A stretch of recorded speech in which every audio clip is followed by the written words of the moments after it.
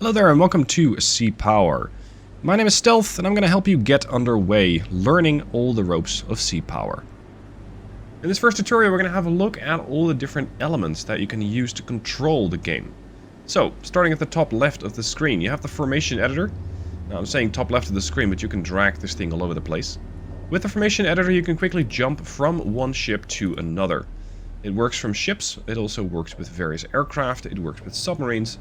This is going to basically be your overview of what units do you have at your disposal. There is an important note here. This is currently one formation. So I have the Bergen Reinforced Convoy. This is part of the Gauntlet mission. This means that all of these units are in the same formation. However, if I take one of these ships out of the formation, you can see that it is no longer part of this formation. This means it might not show up in this menu, and as such you will have to keep an eye on that unit separately. So it's not like you'll be able to keep an eye on everything. This again is a formation manager. Next, in the middle of the screen we have the compass. You can see that this ship is just sailing past, but that's because I have the sail past camera on. You can do that by pressing F3. If you press F1, you just follow the ship. In this case, I'm going to put it behind the ship, and you can see that we're on about a course of 0.55 or something like that. So this is your direction of your ship. You can also see that down here on the bottom left-hand side of the screen. Over on the top right, you also have time acceleration and time deceleration. If the action gets really intense, or if you want to take a nice screenshot, you can do that by just slowing the game down. This also slows down your camera movements. My camera is actually quite slow as I'm doing this. If you have search actions going on for submarines, sometimes, for example, that takes a very long time.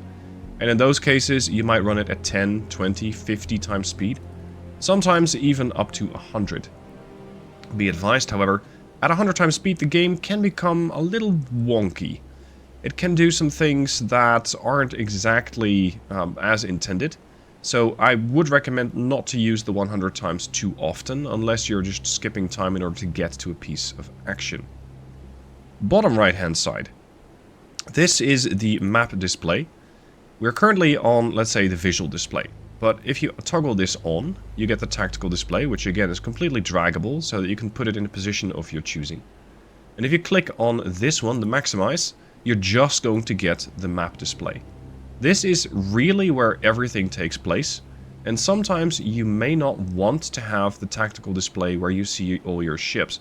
The map display is really where, let's say, you live or die, because this is going to give you far better of an overview relative to just having the map view over here, the tactical display. Yes, it gives you some information, but you can see that the screen is getting quite cluttered. All of my ships appear to be on top of each other. And especially with the ranges that this game has, sometimes you want to get a bit better overview. So I do recommend then potentially pausing the game, which you can do by clicking that, or by hitting the spacebar, and then going to the tactical map. What you can also do in this overview is use various drawing tools. At the moment these are all controlled by the menu, but it's entirely likely that as the game continues to develop, these will be easier to access. We have a ruler that you can use to measure distances from one point to another. You have a flat marker that you can just put an X on the map, and you have the range circle. This is going to allow you to, for example, figure out, okay, my weapons have such and such level of range, and that means that the ship is now in range or it is not. If you want to erase things, just hit the erase, and if you hold shift, you can erase multiple things at once. As a practical example, I'm going to have a look at the Valdez over here. And this ship has the RUR-5. It's an anti-submarine rocket. Now, I'm not going to go into what that weapon is. That's for a different tutorial. This weapon has a range of 6 nautical miles. So I'm going to pause the game here for a second. And I'm going to plot that on the map. So that I know that if this ship were to come up against a submarine, that is the weapon range that I have. So you click on the Valdez. You just drag it out and say, okay, this thing has a range of 6 nautical miles. And there. This is going to now follow the Valdez. So if I'm moving this ship along, you can see that that range circle moves with it. And this can be very useful, not only for your ships, but also for hostile ships. Because it allows you to very quickly see, okay, am I in range? Are they in range? Should I be worried? This does require that you know what your target is. It also requires that you know what your own weapon systems are. And those things are all found in the unit reference. You can access that by right-clicking on a unit and clicking unit reference. And this is going to pull up the menu which shows you what this particular unit is. Be it a plane, be it a submarine, be it a ship, it doesn't matter. Anything is going to get unit reference cards like this. This can also work for the enemy, but you do need to have a full identification on that unit. On this unit reference card you can see a lot of information about the unit that you're currently looking at. In this case, that Nox class frigate that I have. You can see that what the length and the beam is. These two aren't terribly interesting. Max speed is a bit more interesting, because a faster ship might be able to outrun a torpedo. You might, if you're feeling very lucky, be able to outrun a missile, but that is less likely. Sometimes you'll also have units which have range, especially in the case of planes which are launched from a carrier. This can have a range. You can also find what weapons you have, in this case the RUR-5 anti-submarine rocket. And if you then click on that, you can see what the maximum velocity is, what the range is, what it's used for. Sometimes they just have a primary engagement mode, which means they can only really shoot submarines. But sometimes weapons have various roles. If I select the Groves over here, you can see that I have the SM-1MR, the Standard Missile 1 medium range. This has a primary engagement mode of anti-aircraft, but it can also do anti-surface, so you can shoot these things at other ships if you are feeling like doing that. It's not the primary weapon I would pick to do that, but again, that's for a different video. The unit reference card can also be used to figure out what other ships might be out there. Sometimes you might not have a full identification, and you know that the enemy has, for example, a corvette or a frigate. And you want to know, okay, let's say that frigate, it could be an Oliver Hazard Perry, or it could be a Garcia. Let's say it's an Oliver Hazard Perry, it has these weapons. Let's say it's a Garcia, it has these weapons. And then you can start to classify how dangerous a particular opponent might be. I highly recommend using this reference card early and often. This way you can get more acquainted with the game. You can also do this by right-clicking in the, let's say, the 3D viewer and clicking it on there. Very much information. There's a lot of information to be found here. Don't just be looking at weapons, also be looking at defenses. Some ships have noisemakers, which are basically small cans that you toss overboard that make noise and might attract a torpedo so that it doesn't hit the ship.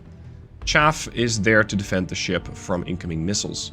Some ships have defenses, some ships don't. You can also find what sonars and sensors are available. You have all sorts of sensors, for example, on this Oliver Hazard Perry class frigate. We have optics, which is basically a visual sensor. You're basically looking out of your ship, and you're either seeing something or you're not. They don't have night vision quality, so at night they won't really be able to see much. We have an air search radar, able to look for targets in the air. We have a surface search radar, looking for targets on the water. We have a hull-mounted sonar, looking for submarines, although it can also be used to find surface ships. You have the towed sonar array, which is a towed array, so basically a sonar, but you tow it behind the ship. You also have ESM, electronic support measures.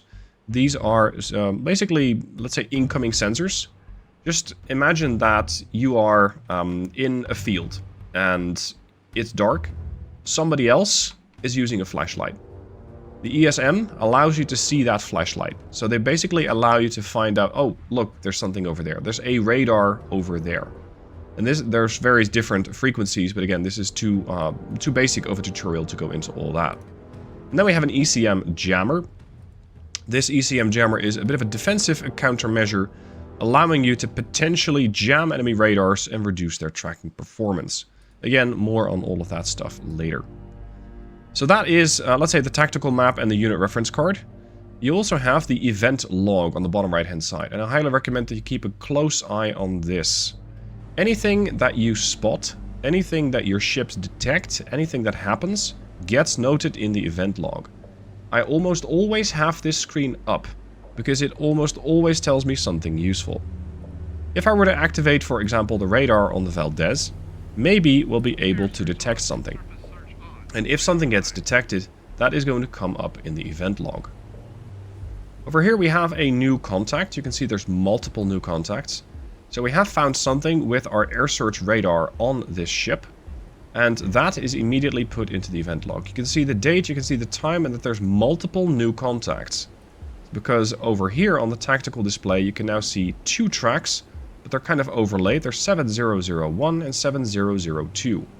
And based on the icon, which is a box, but just let's say the top part, you can see that it's an aerial unit. It could be a helicopter, it could be a plane.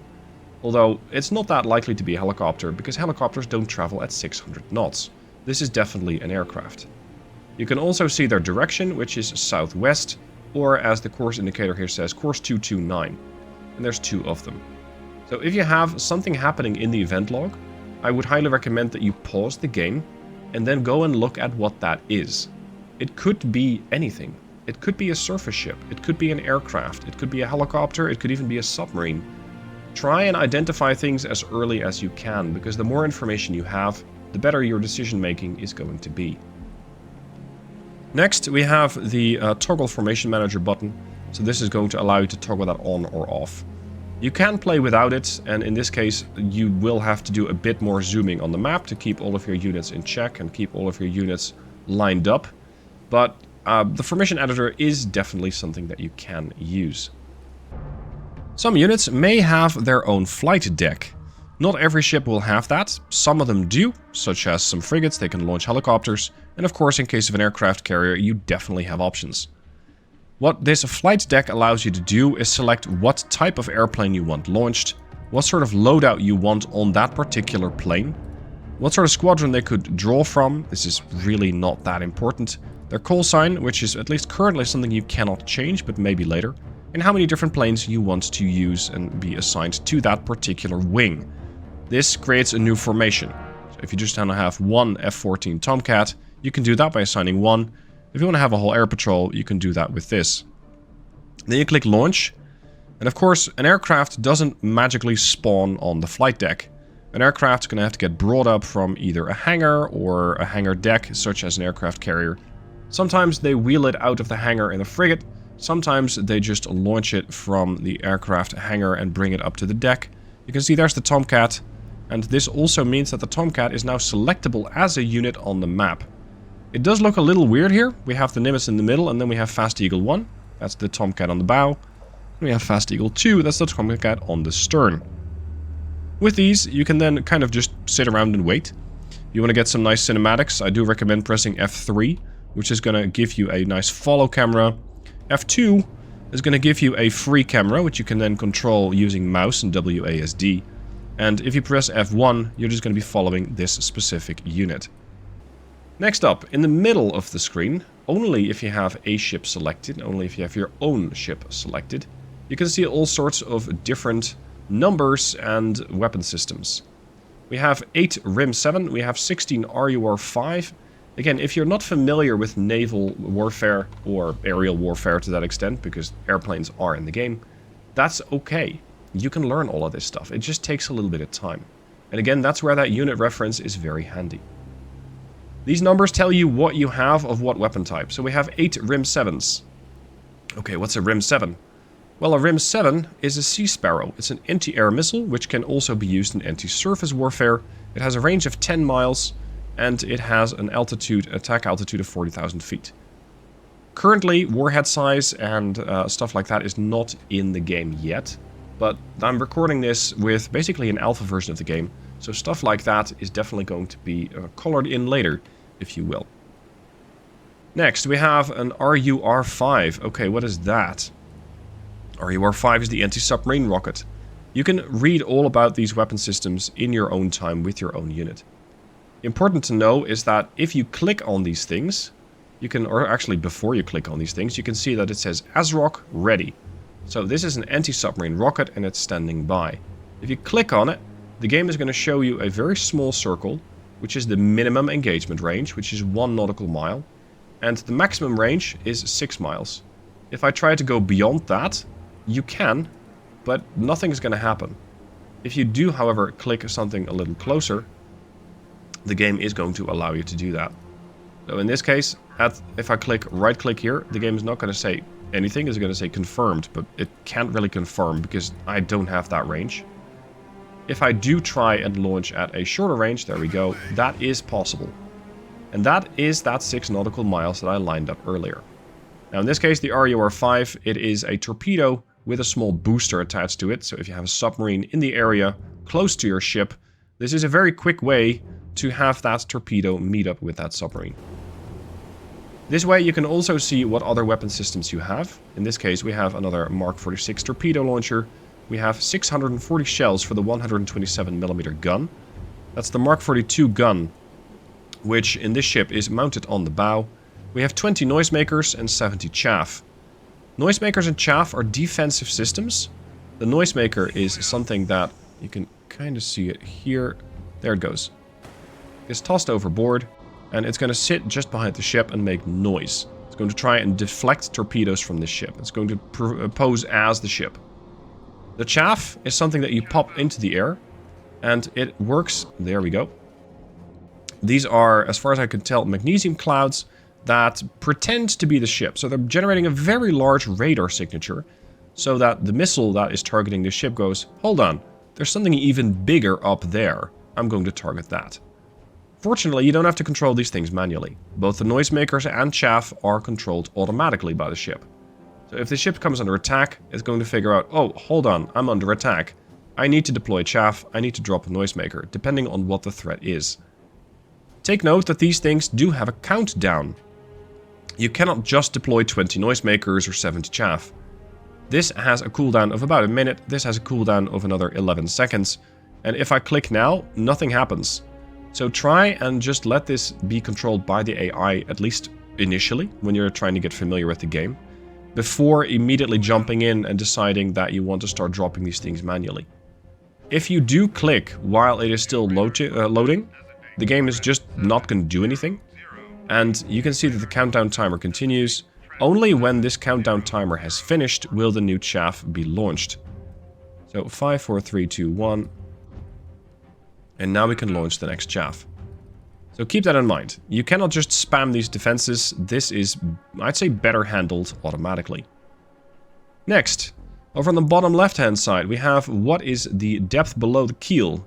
2,316 feet. So the ocean over here is very deep. And this is definitely a safe, well, a relatively safe place to use a submarine, for example. Sometimes you will find that the water is far shallower, and it might not be even traversable for all ships. You can also see what the course of your ship is. You can see what their speed is. If I hover over speed, that lights up. And that means you can click on it, and you can click everything from ahead flank, which is best speed ahead, to all back full, which is try and put the ship in reverse. Changing course can be done either by right-clicking anywhere, and this is going to tell the Valdez to start changing course. Or, if you feel like you want to take direct control, you can. And if you take direct control, you can see that there is a check mark over the unit then. And if I now press A, I can immediately influence the course of the ship. Take note that if you press A, you're basically setting your rudder out to port. So you're trying to make a port course correction. The ship is going to keep turning in a circle unless you tell it to stop by pressing D and centering your rudder again. Using this, you can also speed the ship up. I'm now going 19 knots. I can also slow the ship down. This is sort of a more arcadey way of controlling your ships. And if you have just the one ship, this can work. If you have a lot of ships, I wouldn't really recommend this, because you'll be too much micromanaging one unit and potentially not able to find all of those other units that you might need to have a look at. So yes, you can assume direct control, but I would much rather have a ship stay in a formation, because a formation is generally stronger together. You might have one ship that's currently working on killing off submarines, you might have a ship that's dealing with enemy air threats, you might have a ship that's launching aircraft, in the case of an aircraft carrier. So ideally, just let these ships do what they do best.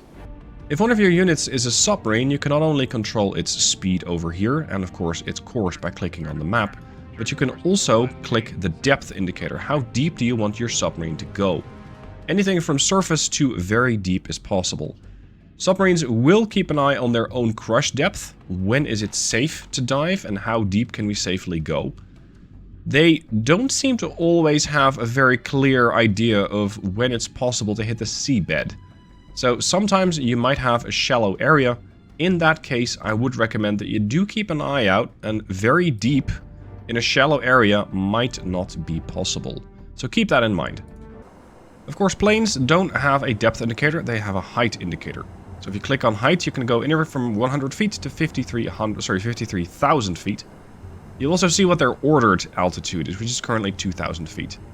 Aircraft will have different layers of altitudes that they can get to. Some aircraft can go really high, some aircraft cannot go as high. So this is going to change per aircraft that you're using.